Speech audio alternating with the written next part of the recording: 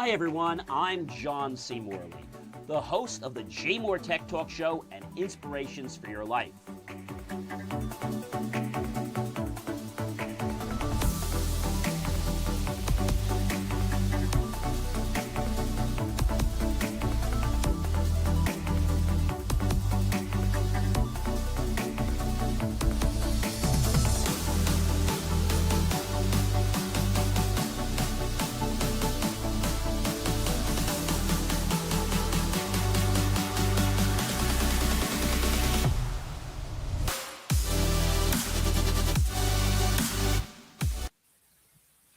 Well, hey guys, and welcome to the JMOR Tech Talk Show.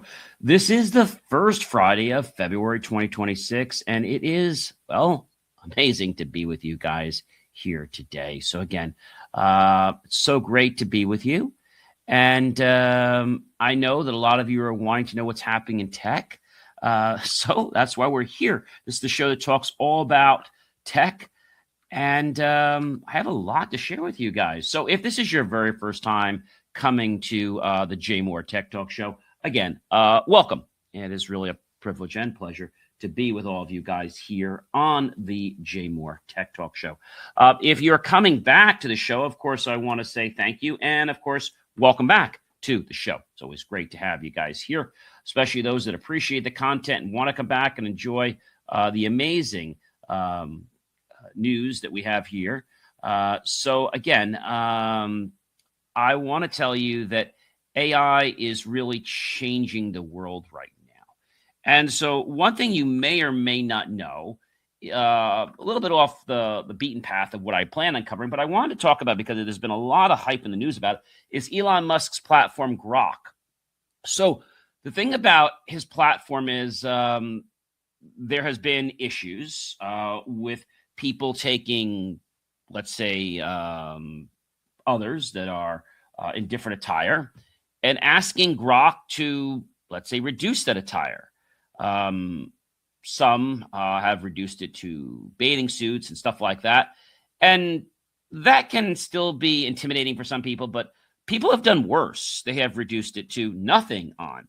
And so Grok has responded to that and said, okay, we're not going to tolerate this anymore. So they are fixing it. The reason they fixed it is because they're going to get hit with lawsuits. So that's the real reason that they fix it, not because they wanted to fix it. I want to let you guys know that right up front. Hey, guys, if you're hungry or you're thirsty, feel free to go grab something and come on back to the JMOR Tech Talk Show. And if you miss any of these episodes, of course, you can check out BelieveMeAchieve.com for more of my amazing, inspiring creations. So, this is something that a lot of people don't realize. And it's something I think that is important to know about, is BelieveMeAchieve.com. And on that site, you can replay the show. You can play other shows. You can get my short form content, long form content, and so much more, guys. It's really a great place to be. If you can't always make a show at the time that it's airing, you can always come back. All right, guys, without any further ado, I want to go ahead and kick, tonight's show off. All right, guys. We are at February 6th. And for those of you who don't remember how we do the show, we do reels every single day of the week. We do like 2 reels, usually one in the morning, one in the afternoon. It just depends on what the audience watch time is. And sometimes we vary that. And then on the show, we talk about more. We talk about those specific things, but we do it in a way that's, it's pretty interesting, right? And so the thing that's very interesting about this is that, we give you like a teaser. And the teaser gets you to want to watch the show. Okay. And so the teaser allows you to hear about things that we're going to talk about. And then from that, decide, oh, you know what? I actually definitely want to go check out that show. That show's kind of interesting, so I want to watch that show. So that's what we do. All right. So again, a big welcome back to everyone here to the JMOR Tech Talk Show. I am your host, John C. Morley, serial entrepreneur, engineer, marketing specialist, video producer, podcast host, coach, graduate student, and yes, guys, a passionate lifelong learner. And each week, I break down the quiet but powerful shifts that are shaping and morphing technology, culture, privacy, and control right before, yes, guys, your very eyes. So I think that's an important thing to note. These are the changes that don't ask for permission and don't wait for a vote. So without any further ado, guys, let's get right into it, all right? So number one is X went dark for less than an hour recently, yet thousands felt it instantaneously. Proof that, quote unquote, always on systems are more fragile than, well, we want to admit. And, the fact that this platform went down was something in itself, but then to see all the response and what happened and what people did, I mean, people went nuts because, the platform went down. And, when you rely on something like this, I think it becomes a problem, guys. So X was down for, well, less than an hour, okay? It's like around 45 minutes. And it still made headlines. Over 19,000 U.S. users reported outages before the platform actually came back online. Now, in a world that never logs off, even, let's say, a short blackout shows how fragile, like I said, that always-on technology, and it might not be just a website. It could be linking your thermostat so that you can use any other type of, smart devices of things. We don't realize how much that we pay attention to technology and how much technology really morphs. And if we can appreciate that, then I feel it's like, all right, now it's making sense. Now I understand like what's going on and why things are happening. But again, this is not something that you're going to be able to just, let's say, understand like day one. Okay. It's something that you have to definitely realize. And I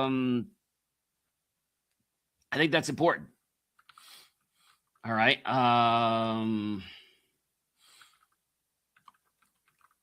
And so what I want to tell you is that a lot of times AI gets, well, sometimes it gets a bad rap, right? Because people blame the technology, but it's not just the technology. It's the people using it and their aspirations and what they want to do with it, right? No tool, whether it's AI, a weapon, anything, doesn't have the ability to be good or bad.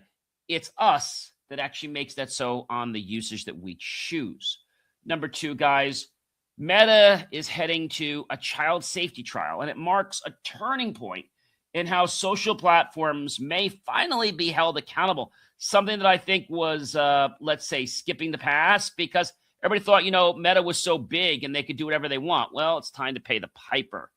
Yeah, and I think a lot of people, hopefully are realizing that when I say pay the piper, I mean, they've been doing things wrong for many, many years. So this is something that I hope is going to make an impact for a lot of people.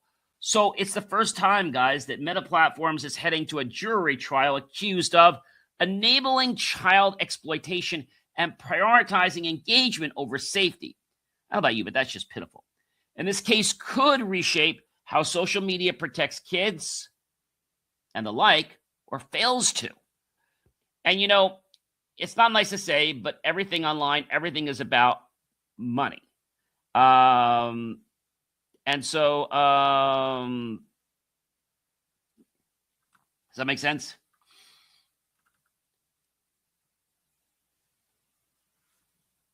I think it's hard to understand this. And I think sometimes people don't necessarily know what to say. Here's another interesting one.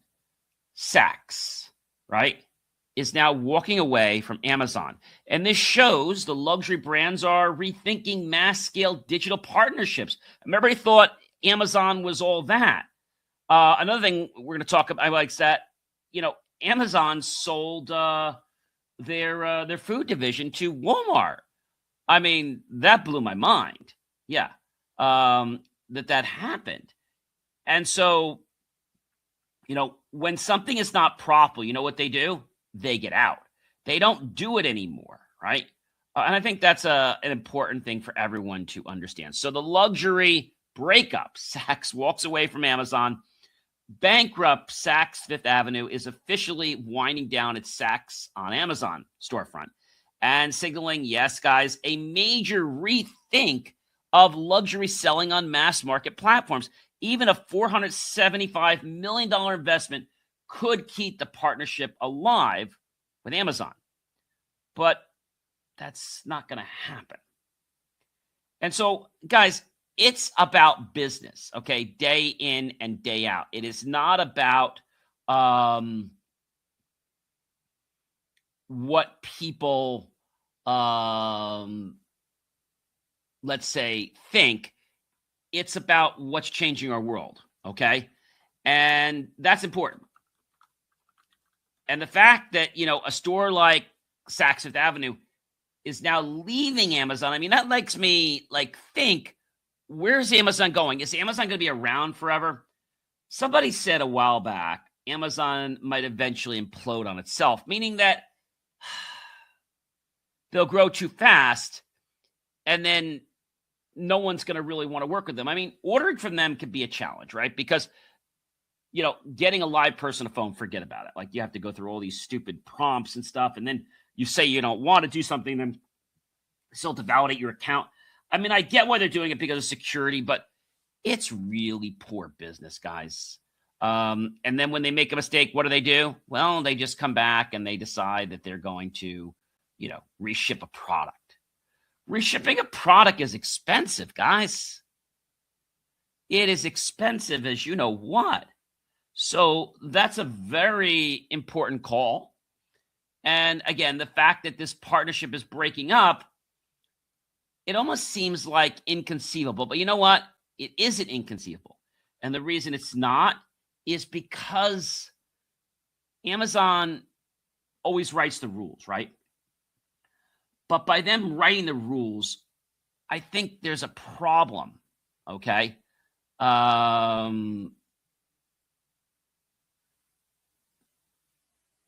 It's a problem, and that problem says to me that we've got to address it. So what does Amazon do? Amazon says, okay, we're just going to do this. Or Saks says, okay, we're going to do this. So we're not going to do that anymore. And it's all about cutting costs, cutting expenses. People think just because you're a main stage player that you can do whatever you want. You can't. You still have stockholders. You still have accountability to people. I think that's a very important thing. And number 4, guys, India, yes, is considering teen social media bans. And this signals a global shift toward age-based digital controls. We knew this was coming, but it might be here a lot sooner than we expected. So India may ban social media for teens. Is our world next? I don't know. An ally of Prime Minister Narendra Modi has proposed banning social media for Indians under 16, citing addiction, mental health risks, and data exploitation by, yes, guys, the big tech companies. As India weighs this and the move, pressure mounts on platforms like Meta and Alphabet worldwide. So Google, Meta, even TikTok, I think, is going to be affected by this too. But for some reason, everybody thinks if you make enough money, you can just do whatever you want. And I got to tell you guys, that is not the way of the world. You don't do what you want just because you have money. That's not the way it works. But up until now, that's how people thought. If you had more money, then you could just buy your way. And it seems like it worked, but then again, maybe it didn't. It's starting to backfire in a lot of different ways. And these are ways that nobody really expected them to do it. Nobody expected this. And because nobody expected it, we're suddenly wondering what's going on, right?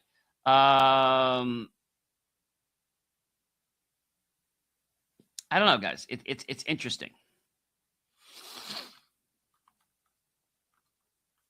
It makes me think about what's really going on. And what's really going on is the fact that people are starting to understand like what we're doing and the fact that there is accountability out there. But people think just because you can ban kids or you can stop something, that does not become the solution. It becomes a band-aid, and I'm going to tell you why. So you block them on this platform, but then they might get through on some other platform, or they might decide to do something in person. And so that becomes a very, very big problem. All right, a very huge problem, a problem that most people don't think is possible, but I'm here to tell you that it's something that is really important. And I know that many people out there saying to me, John, this never happens, but I'm here to tell you it does happen. Number 5, guys, if India moves forward, similar restrictions could ripple worldwide. That's a big, big problem, guys. A big problem that I think many people, again, are not aware of. So we'll have to just kind of, stay to the point on that. So the conviction of a former Google engineer shows the AI race is now geopolitical, not just corporate anymore. I mean, it's funny how lots of people pass through Google's doors. But AI espionage exposed, ex-Google engineer convicted, a former Google engineer convicted of stealing AI trade secrets to share them with Chinese companies. It highlights how high stakes the global AI race has become. The case puts fresh pressure on Alphabet, Google, and others, and rivals to lock down their most valuable technology. When I think about what happened and how this happened, it boggles my mind. It really does boggle my mind. And it gets me to ask this big question. You know what the question is? Why are we putting up with this? Why are we allowing this kind of nonsense? I mean, that's what's going through my head. I don't know about you, but that is what's going through my head every single day. Every single day, this is what's going through my head. And this is a very interesting thing because a lot of people out there don't quite get it. They don't quite get it. And that by not getting it, they cause 2 problems. One, a problem for themselves, but they also cause a problem for society. So when we act, there are consequences not just for us, but there are consequences on society because of what we've done or not done. And what I've said before is failure to act is still acting, guys. It is still acting every single day. But many people think, well, I didn't do anything, so, I'm fine. Again, not acting doesn't make you impervious to these things. And that might sound, I don't know, judgmental. No. The AI race is morphing faster every single day because people are looking for things, they're asking for things. But you know what's happening? There's a new level of, I'm going to call it security that's popping up. And this level says, hey, you know what? I don't know what I'm doing, but I'm going to do it anyway. Okay?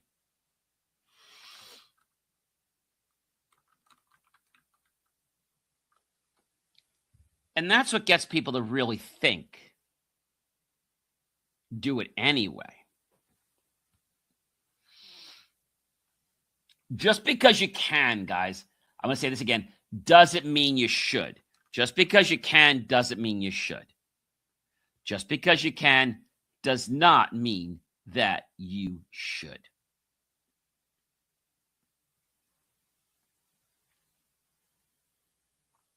And that's something that a lot of people, I feel, miss.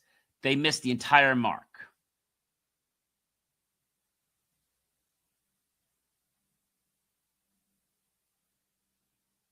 They missed the entire mark.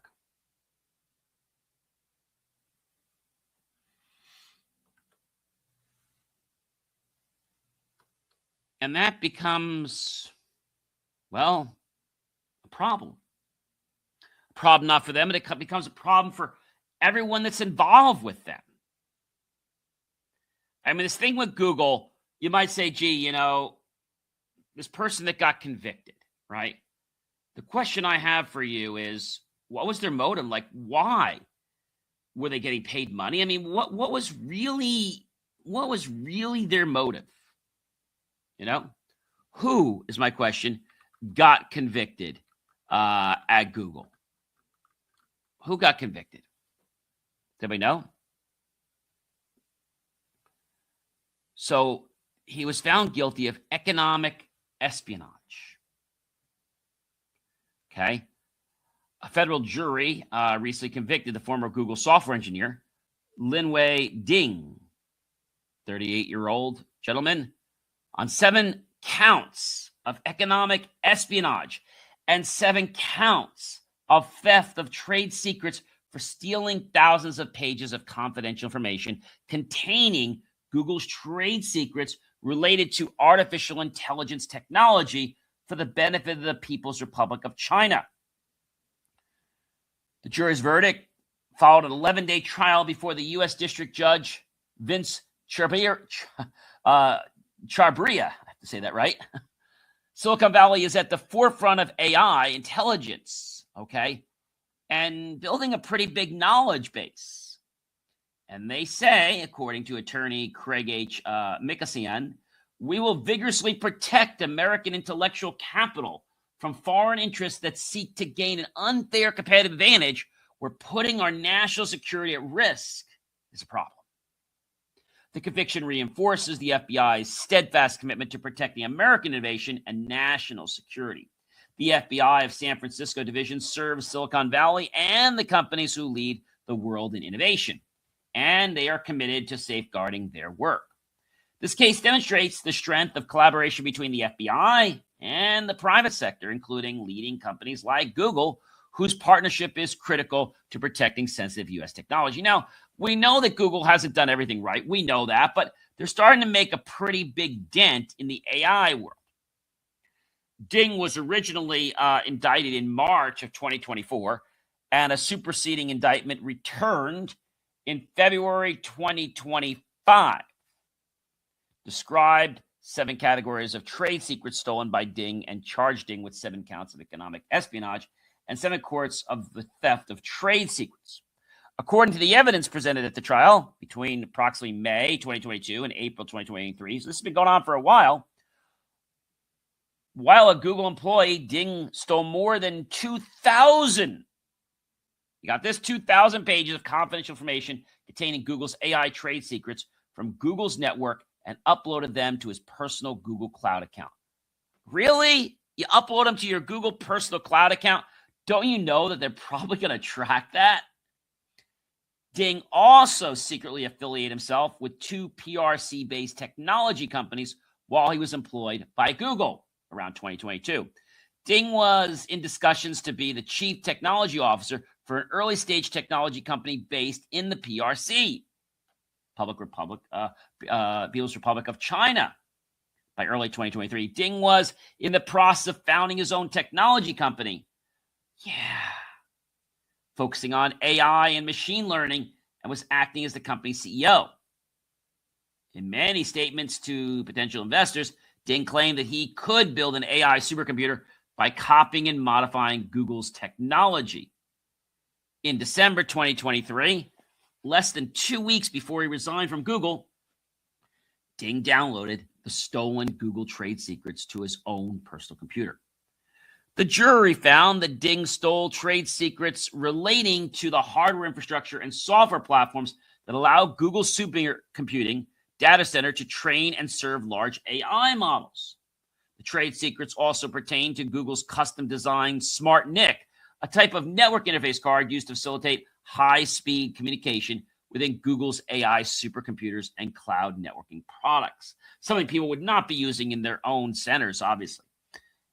In presentations to investors, Ding called out the PRC's national policies prioritizing AI development and innovation in the PRC, which is the People's Republic of China. And in late 2023, Ding applied for a government-sponsored talent plan in Shanghai PRC. So he knew he was going to eventually get caught, but I guess he hoped that he would get out of the country before they caught him.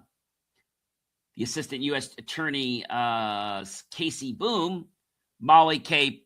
Pridesman, and Roland Chang are prosecuting this case with assistance from Veronica Hernandez and the National Security Defense.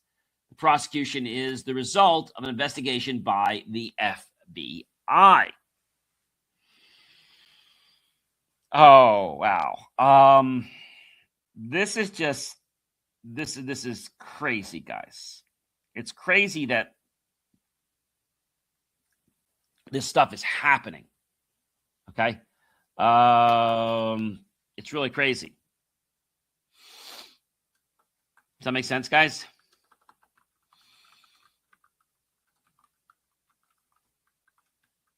And maybe you're saying to me, John, maybe this doesn't affect you directly. But indirectly, guys, it does affect you. Number 7. AI is leaving the cloud and running real-world infrastructure like trains and energy systems right now. Something that was only, a mere thought is becoming, yes, guys, a reality. So AI is moving from the cloud to the real world. And Hitachi, guys, is leading it. That's right. Hitachi is bringing AI out of the theory world into real infrastructures. Trains, as I said, energy grids, factories, and cities with its HVACs platform. Backed by, that's right, guys, NVIDIA and showcased at the CES, Consumer Electronics Show. This is, quote unquote, physical AI where it actually matters. So I think a lot of people have to be understanding of what's going on, where it's connecting and things like that. I know a lot of you are saying to me, John, this does not seem possible.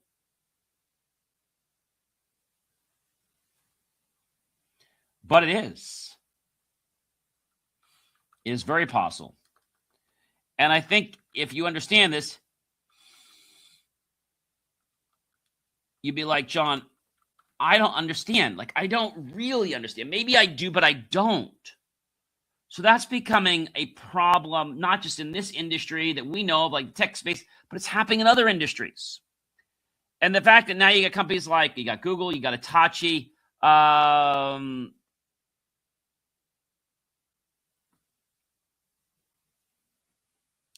do we do this?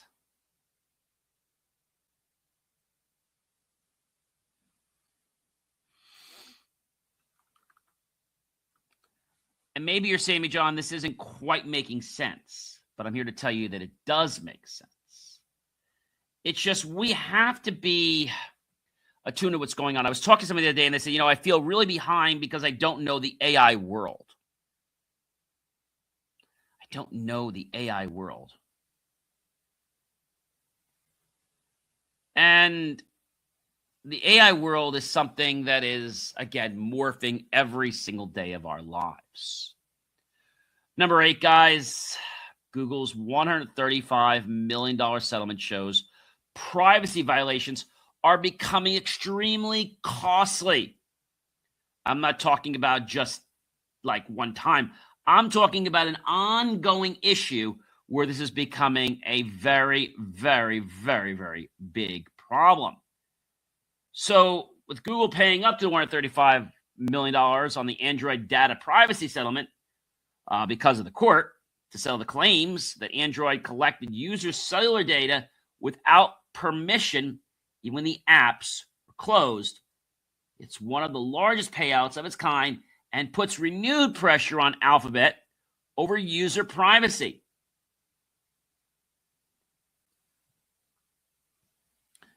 Privacy has always been something that's been, misunderstood by a lot of people, but it is the truth. We have to be aware of what's going on in our life and other people's lives. That's probably the most important thing I want to tell you right now. We have to know what's happening and why it's happening and what we should do about it. Number 9, the ASMLs. Yes, $250 million chip machines reveal how physical hardware underpins the AI boom. And this is another one of those I'm going to call quinky-dink moments because it's pretty amazing, what's going on with this whole world. And when we think about, this whole thing about, what's going on and why things are going on, people just don't seem to get technology unless, well, it's directly impacting them. Unless it's directly impacting them.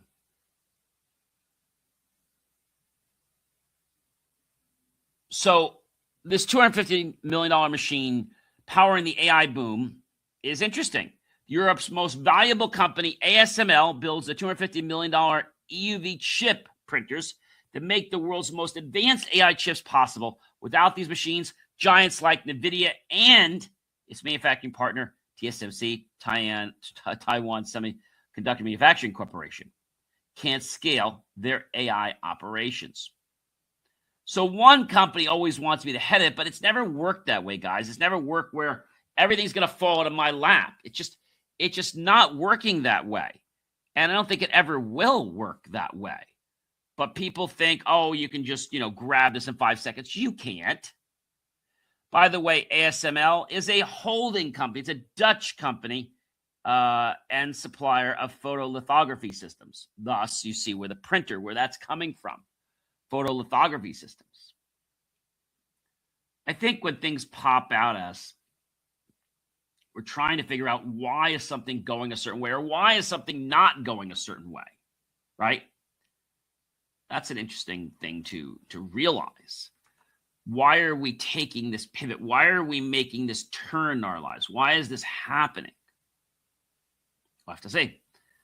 Number 10, guys, AI-generated music flooding platforms is forcing artists and services to fight back. Not because they have to, but because they want to. They want to protect their assets. That's a very important thing for everybody. AI versus the artist striking back.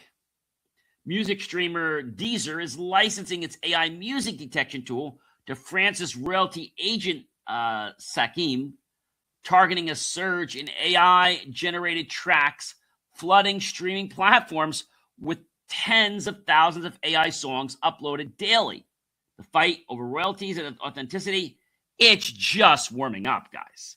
It's going to get a lot more interesting. I'm saying that the world in legal is going to change because there's going to be a whole bunch of rules that are going to take place in the AI domain. I'm going to call it a domain. So on computers, we call it domain. Everything's part of a domain. But when we think about a domain in life, we're thinking about one whole type or one whole section.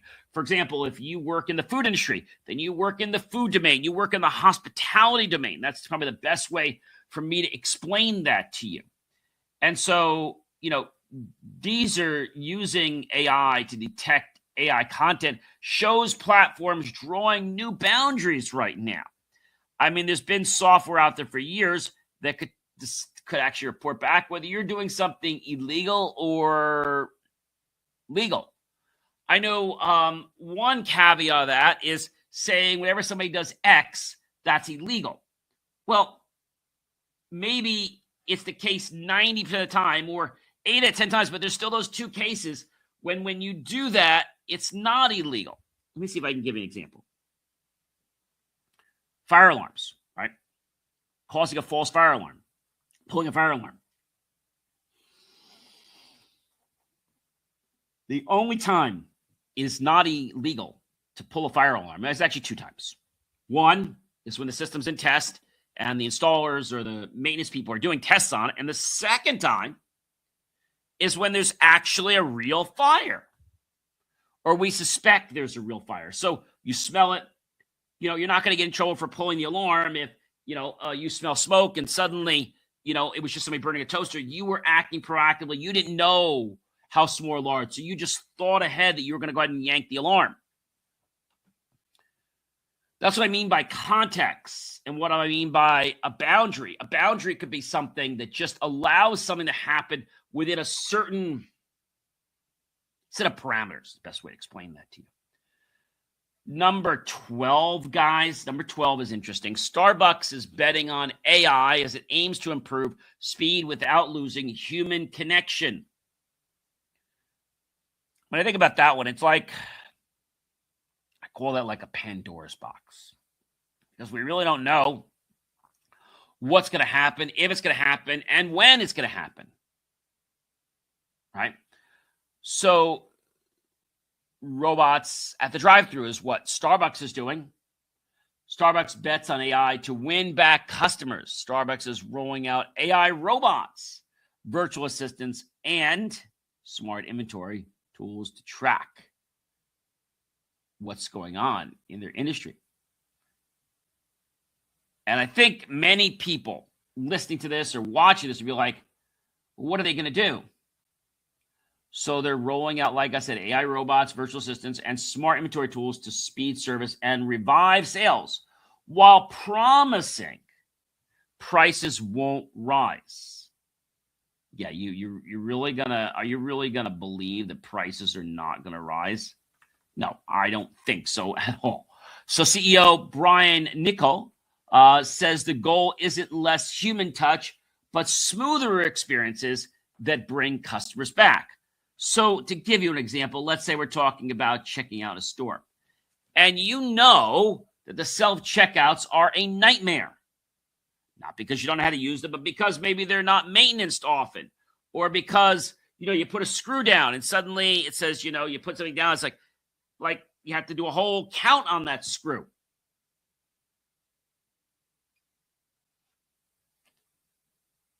That means something, guys. When we look at the details, right?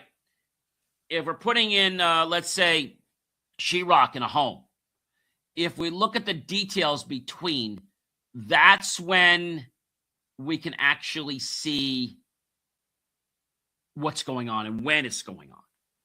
But if we just look at the outer of the wall and we look at the other side of the wall, we miss what's between the wall, the studs. We miss what we have to avoid. Number 13, guys. Instagram's new exit option gives users quieter control over social dynamics. Anybody saying, John, why is this so important? Well, I'm glad you asked me. So this is important because a lot of people out there think that they could do whatever they want with this particular area. But I want to tell you something. What I want to tell you is that this dynamic of Instagram, right? Being able to get off of somebody else's list and have them get off of your list without a lot of complications. And that might end trouble. Because what you're going to find is that as we dig deeper, things become interesting. We start to learn the truth about who we are, what we're doing, who we're helping, and the impact of those choices to make our world a better place. Number 14, guys. Laser-powered drones unlocking near infinite flight at a new era of our autonomy that we want. So together, we have to understand that no device, whether it's a drone, whether it's a gun, whether it's AI, they are tools. And how we choose to use them make them in their classification as good or bad. And I know that if you're thinking about changing things, some change, ladies and gentlemen, is good. Some change is good. And the reason it's good is because we'll look at where we are on a data point sheet, and we'll say, look, we're here. We want to get here. How can we make this improvement? How can we do it? Yep. I know these stories tonight or today resonated with every one of you. Most of you out there want truth, and I get that. But there are some people that don't want truth. They just want to do whatever they can to get past or to get by. I was having a conversation with a TA at college the other day, and he was telling me, John, a lot of the students, they just don't study. They study 24 hours or 48 hours before the exam, or maybe 3 days before the exam. And then they hope to get a good grade, but they haven't bothered to open a book all semester. And in my case, we don't open books. We go online digitally. Now, if you think about all these things that we've just talked about, and you think about potential, and you think about AI, right? I think it's important to understand this concept. And the concept that we need to understand is this. We need to understand that the people in our lives, okay, have made choices. And these choices may not be good, they may not be bad, but they are the reason for the season. They are that main cause to the person being where they are right now in life. Okay? And thinking about, like I said, what happened with Mr. Chang and overseas, we can, at our own accord, do one thing. We owe it to ourselves to be true. True to ourselves and true to everyone else.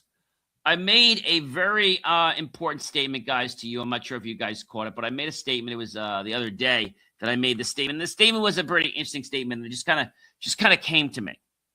Now, many of you guys know that I love to wear jeans, love to be casual. I love to be comfortable, right? So the post I had made was just me in some jeans and a casual shirt. And I had my name and age and location, basically. And I said, I've always believed good jeans say a lot. Comfort, confidence, and showing up as yourself. I've always believed good jeans say a lot. Comfort, confidence, and showing up as yourself. I've always believed good jeans say a lot. Comfort, confidence, and showing up as yourself. These are the magic bullets. The things that most people don't focus not even a second of their day on. But it's these pathways that can create infinite abundance, not just financially, but relationships and many other areas of your life. The internet, it's changing. And you might say, John, I really can't keep up with all this change. Well, you're going to have to. You're going to have to understand how technology works. And we always share this with you. How the fact that AI is making decisions if you're going for a job and you're not getting an interview. You know why? Because the AI system is inspecting your resume. You have the right on that job agent to turn off the system and be sending it to an AI automated profiler is what I like to call it. And if we think about that, and we think about how that has a perspective in our lives, it opens up more than Pandora's box. It opens up the entire world. And the entire world means that we are boundless, that we are infinite, that we can keep getting whatever we need. And that's a very, very powerful thing. A powerful thing because if we do this the right way, ladies and gentlemen, we will be unstoppable. We'll be unstoppable. When you think about using technology, whether we're talking about a phone, talking about an iPhone, or maybe even a MacBook or MacBook Pro, you stick with what you know. Please stick with what you're comfortable in. Please stick to the things that are going to make your life a better place. Now, like I said, this does not happen overnight.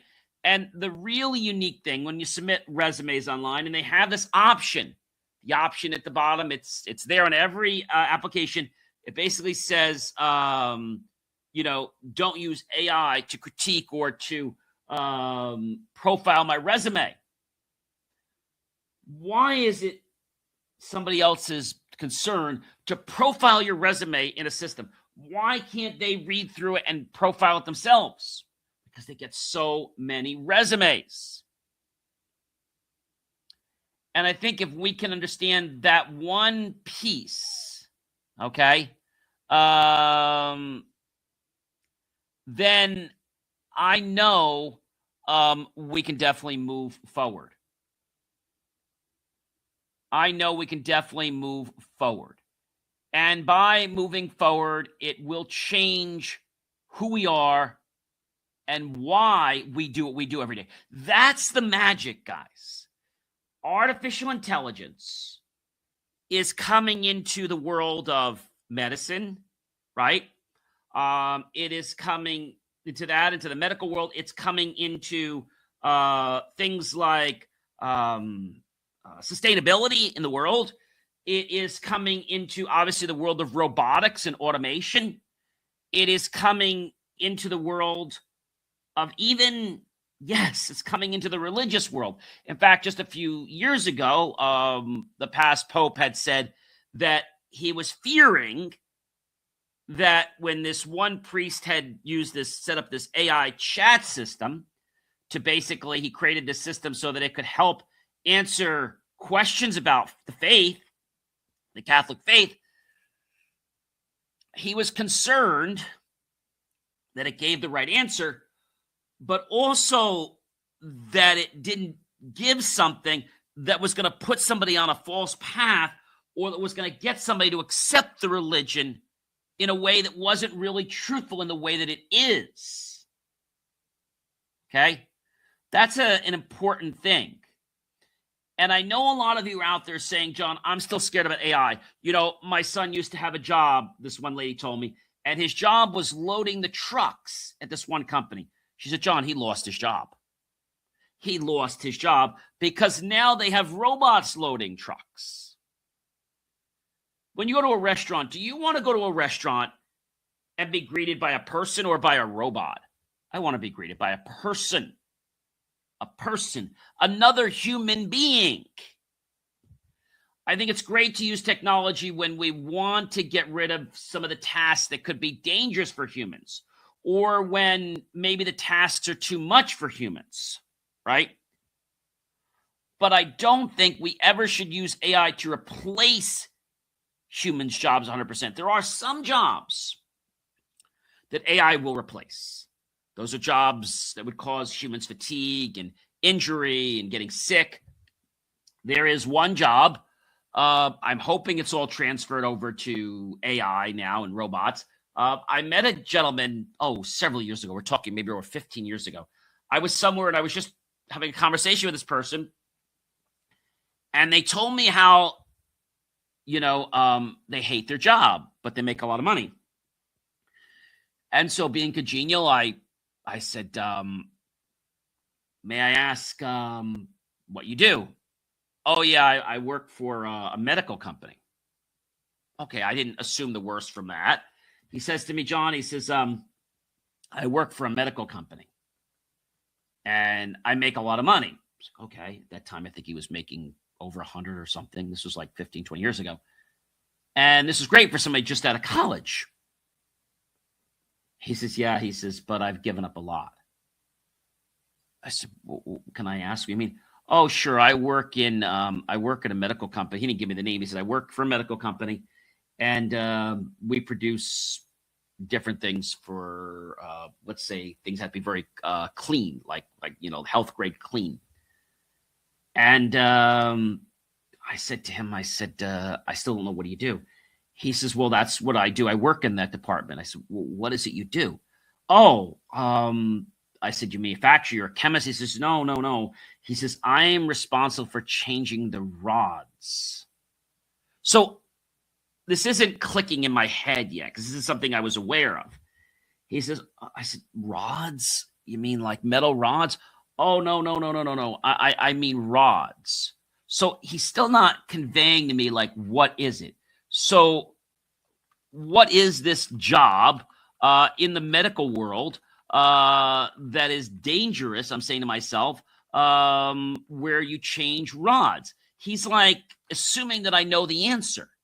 It's a very unhealthy job. It's a very dangerous job. And there are other jobs like blood-borne pathogens and things like that. But this wasn't that. This was changing the rods, okay? Changing the rods. You know where? It was a job changing the rods in the nuclear. No, it was actually not. It was the radioactive cleaning process for sterilization for medical companies. And I was a little bit taken back. He says, I changed those rods.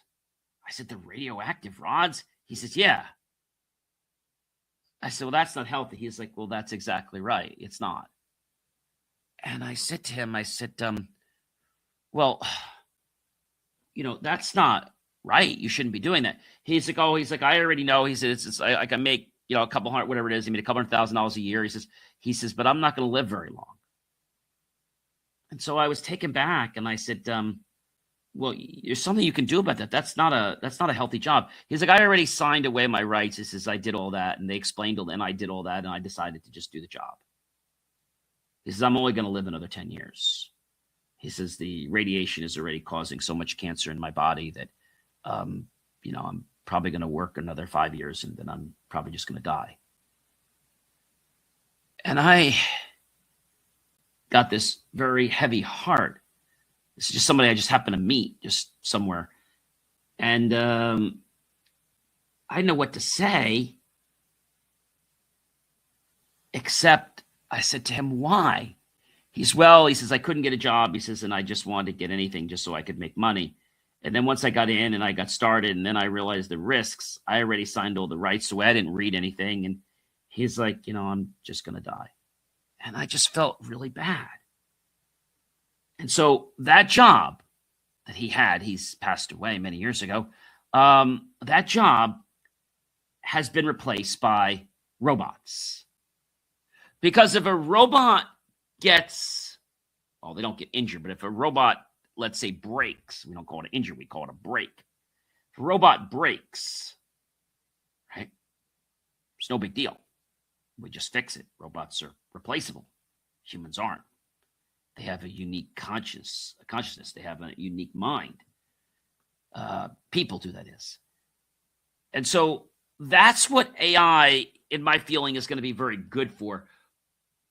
Helping us with those very dangerous jobs that we can't do anything about for humans. But we still have to do them, unfortunately. But there's no need to send a human in for that job. Maybe there's fire and things like that, or emergency responder, places where we can't necessarily send a human in because we don't know what the conditions are. But we could send in robots, okay, or even little mini bots to go in and just kind of scope the area to see what it is. What are the conditions like in there? And the robot would probably bring the person out, and then medical personnel would help them. So those are good uses of technology, robots, automation. They're good uses. But what they're not is a replacement for humans.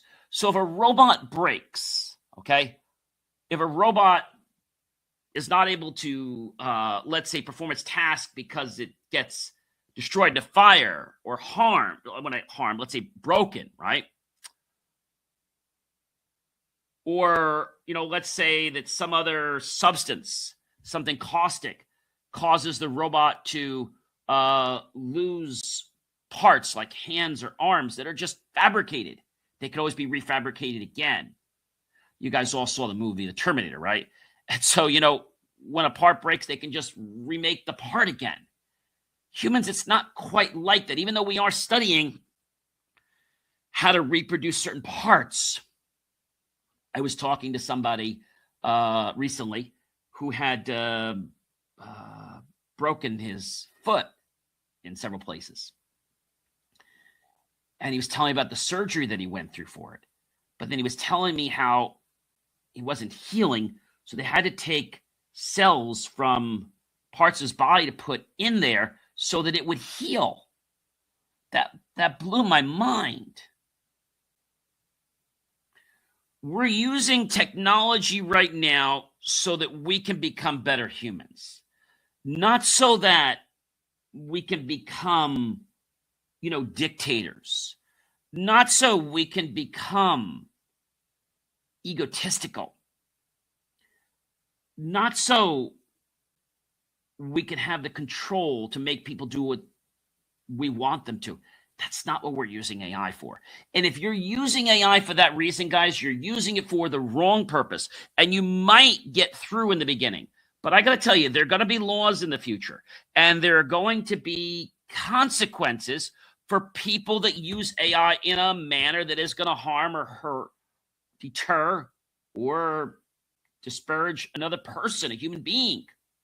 We learned about the issue that happened with Grok and how people last year thought it was funny, or not recently, to be able to take these people's images of people they didn't like and cause them to be in a state which was, let's say, humiliating, posting them online, and people couldn't do anything more than cry their eyes out. And then they went through, court and stuff like that. These are very serious things. But I think some people think it's a game to play with AI. There are some parts of AI that's a game, but we should never use AI in a gaming fashion when it comes to somebody's life. I mean, I got to be honest with that. And I think those that have not learned that lesson, like this guy Ding from Google, I mean, he saw the money, he saw the potential, but you know what he didn't see? He didn't see how he was actually doing something that was going to harm the greater people of America. He didn't see that. He saw the big paycheck that he would be getting. Guys, I hope you have a great one, and I'll catch you real soon. Have a wonderful weekend, and we will catch you next week. Take care, everyone.